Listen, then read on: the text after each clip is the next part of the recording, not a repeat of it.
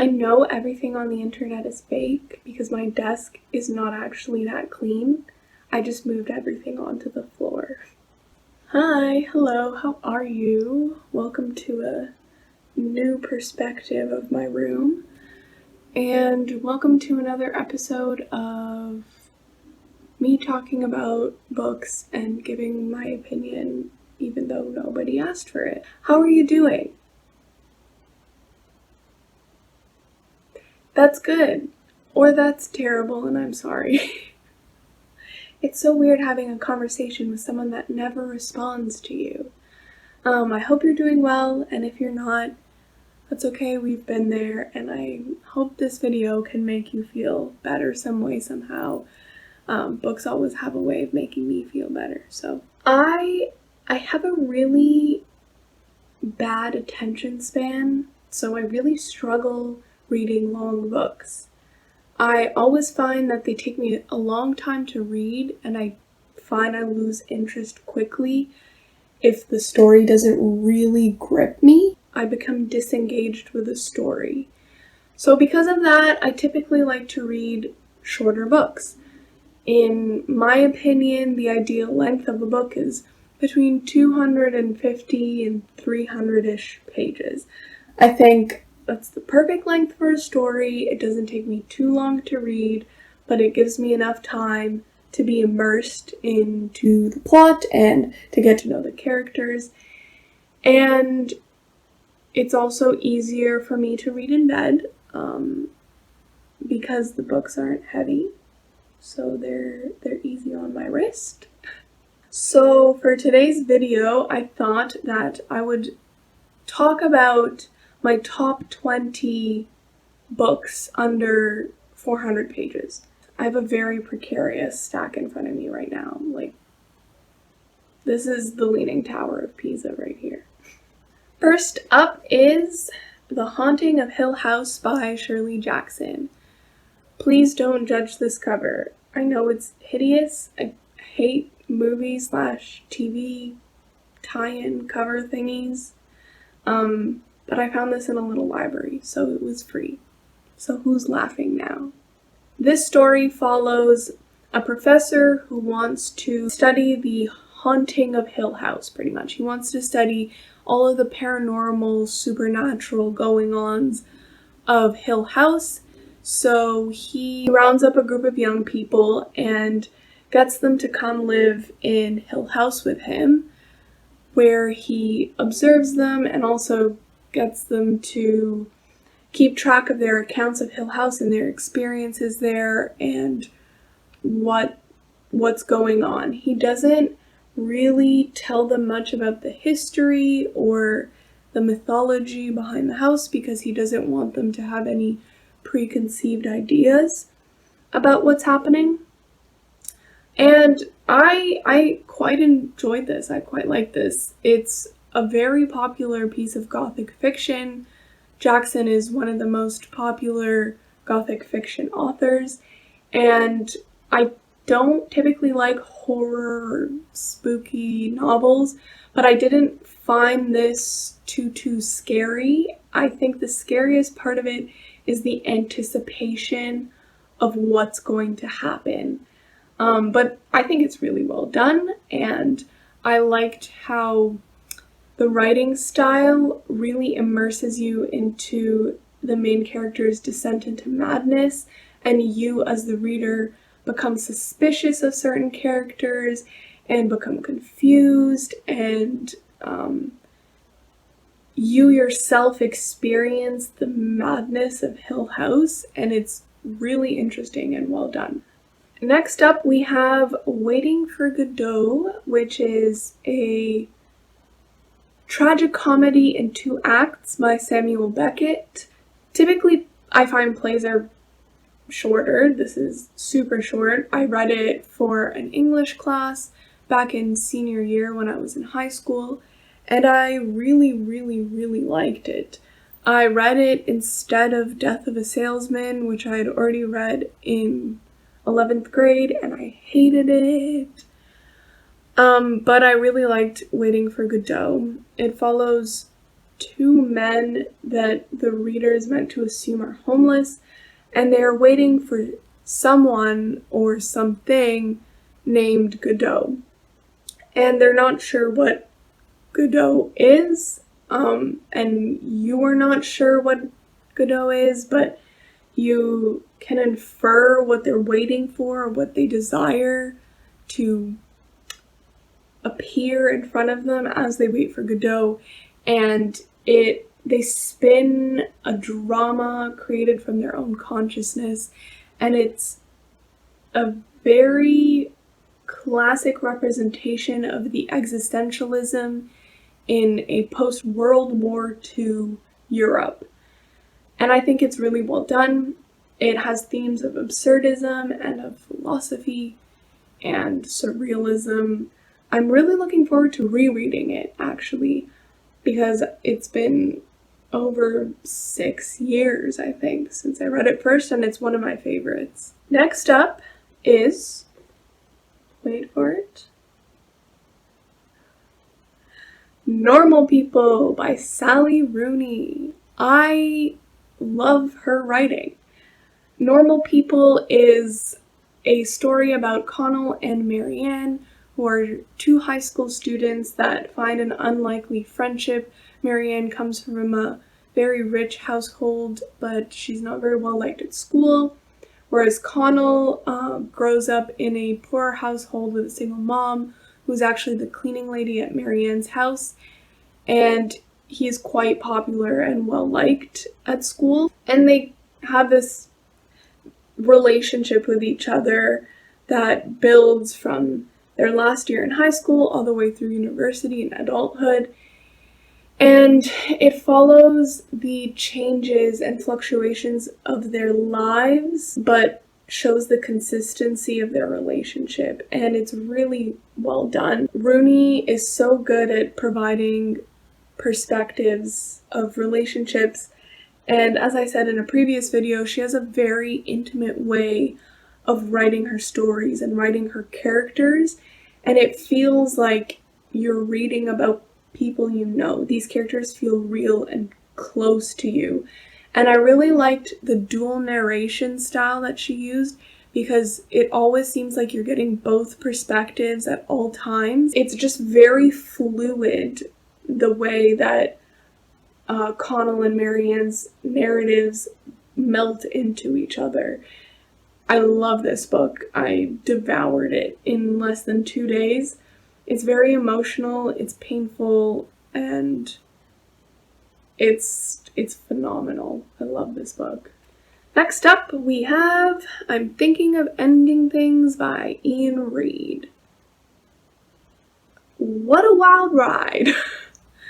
I watched the movie for this first, which was very well done, but very obviously the perspective of Charlie Kaufman's view on how this story goes. I think this is the kind of book that each reader has a different interpretation of the story and a different interpretation of the characters, which is what makes it so original and so mind-bending and disturbing. We are introduced to a main character who is on a road trip with her new boyfriend to meet his parents. And as the story progresses, it becomes more and more nightmarish as it deters further from reality. But the story always borders right on reality and unreality, so that it seems true, but at the same time, it provides a lot of discomfort. So it's unnatural what happens without being outrageous. And it's definitely one of the most mind-blowing novels I've read and movies I've seen. I bought the book the day after I saw the film because I really wanted to read it, and it's incredible. It was really difficult to put down because of how quickly things unravel and how everything unfolds and builds upon itself. And now, The Unchangeable Spots of Leopards by Kristopher. Jansama. I don't know how I feel about this book, to be honest. I believe I gave it 5 stars initially, and then later on I reduced my rating to 4 stars. I have a complicated relationship with this book. It's very pretentious, purposefully. It follows an unreliable narrator who wants to be a writer or who becomes a writer, and we follow his misadventures around the world and his experience becoming a writer and being part of that world. And it's very interestingly done. I liked how it was written, the way memory seems to work, how things slightly change as the story progresses and as the narrator remembers the story. And one thing about this is that you definitely have to read the introduction to the novel first, because it's actually part of the story itself, and it's really well done. And I liked how it started with, "Oh, if you're the writer of this novel, like, please come forward," or something like that. And there's actually a really interesting quote from this book, which I think accurately describes what this book is about and how the story unfolds. "There is no way to escape your own mediocrity. No matter how far you go, how many tales you fabricate, the spots of the leopard will remain unchangeable." And I think that reflects how this main character wishes his life was, and how he fabricates his own story in order to seem more interesting or more likable than his life and he actually was.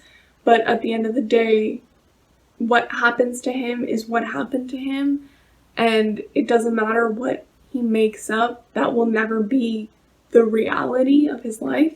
Next up, Travelers by Helen Habilla. I spoke about this in my last video. This is one of my favorite books of all time. I won't talk about it too much. You can check out my other video if you want to hear more about it. But it's pretty much about a Nigerian scholar who moves to Berlin with his wife, who just won an art fellowship there. And it follows his struggle with his own privilege and the stories of others in the African diaspora. Next up is Convenience Store Woman by Sayaka Murata. Very good book. I find that this book is very often advertised as quirky and funny and weird, but I don't find that that accurately describes the depth of this story at all. I think it actually proves the point of this novel really well. I didn't know much about this novel when I got it. I was just attracted by this absolutely adorable cover. But I ended up really liking it when I read it, and it follows a woman who is in her mid-30s who's been working at a convenience store for most of her adult life, and she really appreciates the monotony and regularity of working at this convenience store and how there are rules to follow and steps that have to be taken. She finds it very useful to observe her coworkers and the people that come into the store to mimic their mannerisms and the way they appear in order for her to blend into the crowd. And I think this story is a huge celebration of being yourself unapologetically, because unless you're hurting other people, there's nothing wrong with being different from what's seen as normal. And I think that's normalcy is super subjective, and it also shows the cruelty of others when they don't know how to react to something that's different from what they're used to, or different from them, or different from what they perceive as normal. There is a male character in here that is just the worst character I have ever read. He made me so angry. Like, it really made my blood boil. I highly recommend this. It's a really quick read, and it's very powerful in my opinion. So definitely check this out. Next up, the Guernsey Literary and Potato Peel Pie Society. I love this book so much. This is historical fiction, and it's mostly set in the island of Guernsey after the German occupation during World War II. And at first I was weary about the storytelling of this book because, as you can see, it's written as a series of letters which are sent from an author who's the main character and her publisher, her best friend, and some of the islanders on Guernsey who are part of this society, as well as some haters of the society. And I was reluctant at first when I found out that it was written as a series of letters, but I ended up really liking that narration style. I thought it was a very intimate way to get to know the characters and to get to know their thoughts and to properly see the buildup of their relationship and their connection with each other. And it was just a very heartwarming story about the love of reading and how we can derive pleasure from the company of others and of a good book even through the most difficult times. I really enjoyed reading it. I read it during my undergrad, which wasn't the best time of my life, and this book just made me really happy. Now I shall talk about The Silence of the Girls by Pat Barker. First, I want to say that Pat Barker is cool as hell. She quit her job halfway through her life and decided to pursue her dream to be an author. And boy, is she good at it. This is a retelling of the Iliad from the perspective of Briseis, who was previously Trojan royalty and eventually became Achilles' bed slave after the Greeks took over her city. It recounts the story of the women in the Greek war camps during the Trojan War, and it is horrifying and disgusting and disturbing and very well done. I loved the writing style. This was also a really quick read, and it's very bingeable, even though it's a difficult read in the sense that the story is difficult. The chapters are short, and you really just want to know what happens next and what happens to the characters. So it's a really quick read. I think I finished it in 2 or 3 days, and it's the perfect thing to pull you out of a reading slump. I couldn't read anything for a while, and then I picked this up, and I was good to go. I cannot believe I put myself through Patroclus's death again by reading this, but it's excellent, and I loved the new perspective. I really like seeing mythology and ancient tales told from the perspective of the women, because obviously all or most of the stories are very male dominated and very male narrated, so it's nice to hear new voices. Speaking of retellings of the Iliad, Song of Achilles by Madeline Miller. I love Madeline Miller so much. I read Circe first 2 years ago, and then a few months later I picked this up and I adored it. It tells a story of Patroclus as a young boy and leads up to the point where he meets Achilles, and then it shows the development of their relationship as lovers. And it's a very powerful story and a very interesting perspective of the two boys who become two men eventually. And it depicts friendship and love in a very honest way, and it's also a story of the dangers of getting drunk on power and Achilles' brutality and temper tantrums and how he was just selfish and childish. And this just broke my heart into a million bajillion pieces. The last page of this is incredible. It just breaks my heart and makes me happy at the same time. And I'm actually really looking forward to rereading this as well as Circe or Circe or however the hell you say it. Next up is another book that I've already spoken about before, and that's Before the Coffee Gets Cold by Toshikazu Kawaguchi. It's pretty much about a little coffee shop in Tokyo where you can travel back in time, but you have to follow a very specific set of rules, including getting back before your coffee gets cold. Otherwise, you get stuck in this middle realm of existence, which is not good. And here we have Indian Horse by Richard Wagamese. I also spoke about this a couple times before. Richard Wagamese is an indigenous author, and his book is about Salt Indian Horse, who struggles to come to terms and heal from his past trauma as a child after being ripped away from his home and stripped of his identity when he was put into residential school. Next up, we have The Glass Castle by Emily St. John Mandel. Mandel is a Canadian author who wrote another book called Station 11, which I haven't read yet, but it's set during the time of a pandemic. How fitting. This novel is set in 2008 during the stock market crash, and it provides perspectives from both Canadians and Americans. I think it accurately depicts the different classes and how they were affected by the stock market crash. It mainly surrounds a Ponzi scheme that ruined the lives of so many people that put in their life savings essentially into this fake investment.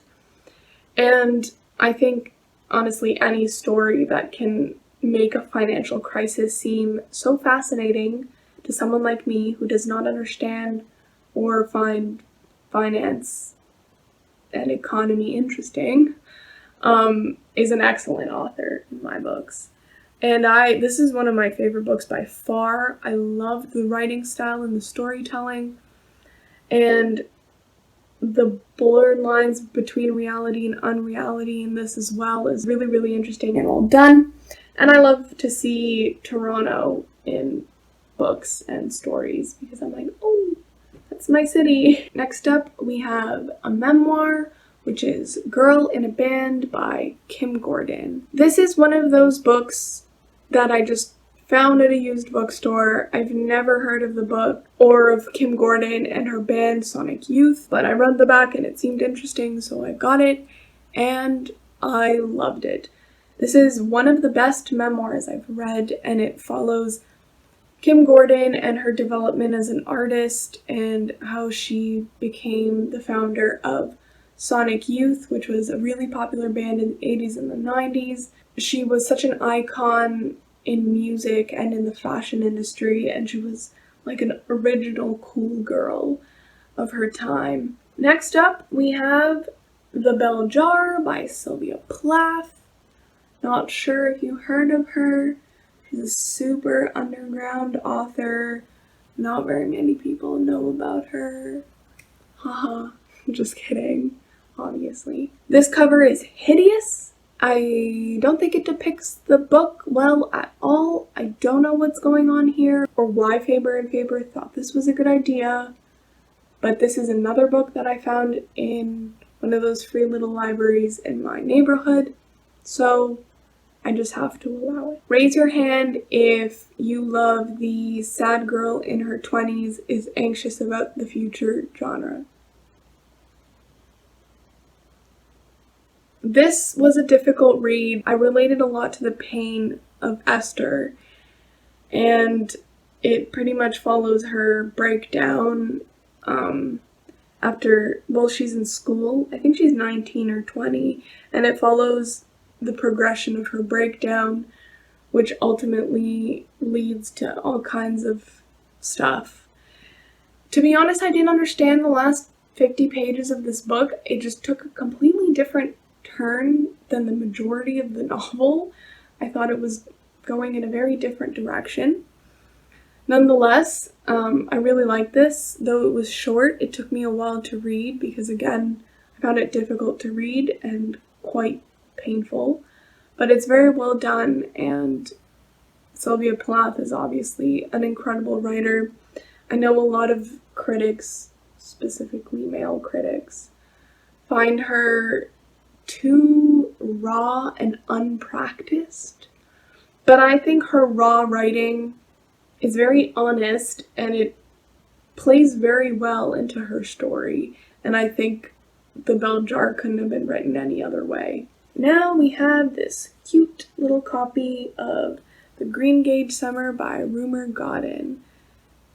This was a lovely book. It's super short. Ugh, look at those gold edges. It's set in the countryside in France in an old hotel, and it follows some young children who are left to run amok in this hotel after their mother falls ill at the beginning of their holiday. It did not go in the direction I thought it was going in, and then it went in the direction it went in.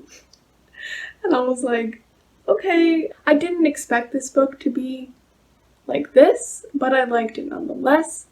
It really transported me into the French countryside. I thought I was living in a hotel surrounded by nature, you know, enjoying good food and good drinks. It's a very atmospheric novel, plucked me right out of Ontario.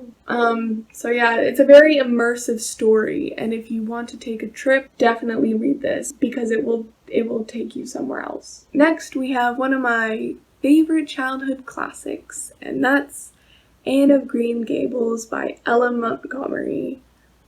I love this book so much. It follows Anne with an E, and she's a young orphan who is adopted by these middle-aged siblings living in Prince Edward Island. She had a very difficult childhood, and it reflects a lot in her personality, and she's a very imaginative, free-spirited girl. Ellen Montgomery is an incredible writer. There's just the poetry of her words is immaculate.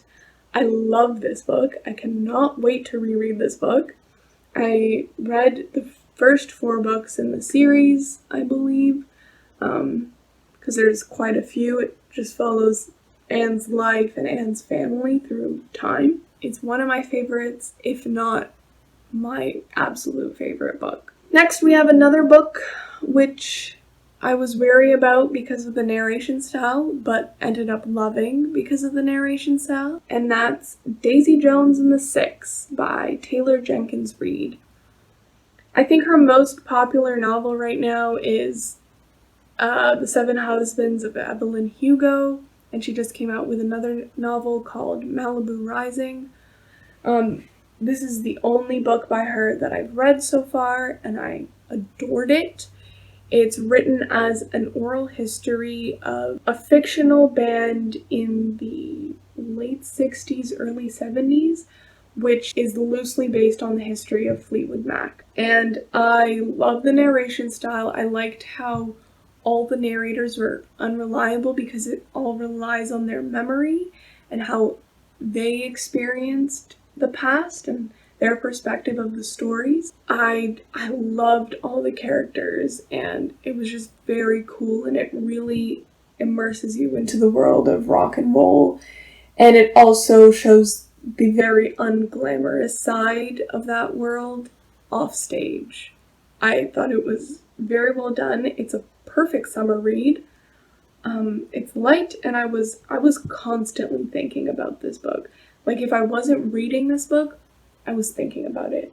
And I think it could be really well done as a movie or as a limited series. And finally, we have Queenie by Candice Carty-Williams. First of all, I love this cover. I love the colors. I love the gold. I love how her hair weaves through the title. It's beautiful. This novel follows Queenie, who is a 20-something-year-old working for a media company, and she's very passionate about politics, specifically the Black Lives Matter movement, and what it's like being a Black woman living in London, England. And, you know, she struggles with boy problems and work problems. This also falls in the genre of sad woman in her 20s. I want to reread it, I think. It tried to cover a lot of ground, which I appreciated, but it also made it feel like a lot wasn't resolved in it. I think I would like to see a sequel for this because I want to know more about Queenie and what happens with her. And that's all for today. I hope you liked this video. I hope you got a recommendation out of it. And as you can tell, this video took forever to film since the sun is setting right before your eyes. I had fun filming this and talking about a bajillion books. My voice, it's been overused. So like this video if you like this video, subscribe if you want to see more of my content, and I'll see you next time. Bye-bye. My bookshelf always becomes such a mess when I film a video. There's so many books I need to put away.